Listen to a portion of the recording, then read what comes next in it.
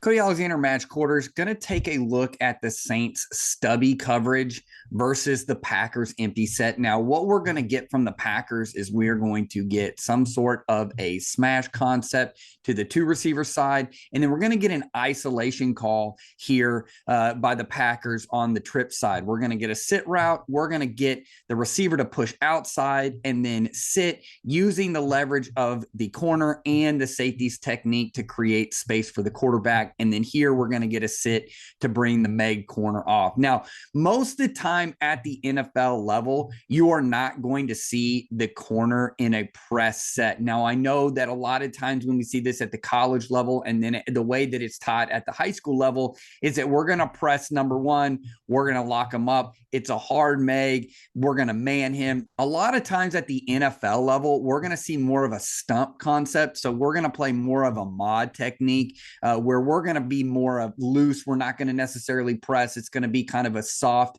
mod outside or deep. That's what he's going to be taking for the corner. Now, usually if we get some sort of in cut or anything like that, he'll nail down, and we'll go over that as we look at this. So let's start up at the top, at the front side. We're going to get a really good look at a smash call. So you can see right here, the corner is going to then see this hitch route. He's going to point, hey, smash. That's going to bring the outside linebacker, and that's going to let the corner sink. So what we can get here is we can create bumpers.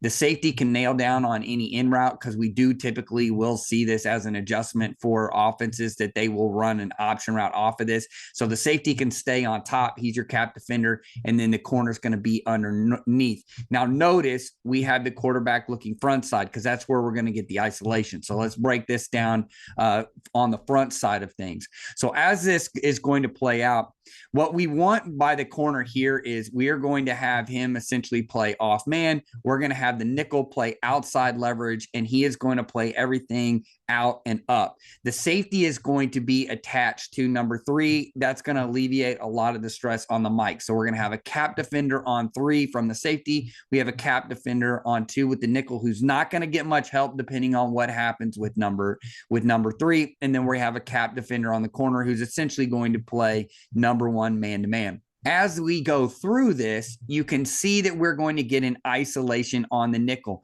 Notice how the receiver is pressing out slightly. This is not going to be a slot fade. This is just trying to move the nickel out to create space. So here you can see that we have isolation here. That's all he's doing. He wants to be captured by the mic. This is going to put the safety in a little bit of limbo. He has to cap this, but then he can help backside with vision. So you can see that we got the quarterback primed and ready to go.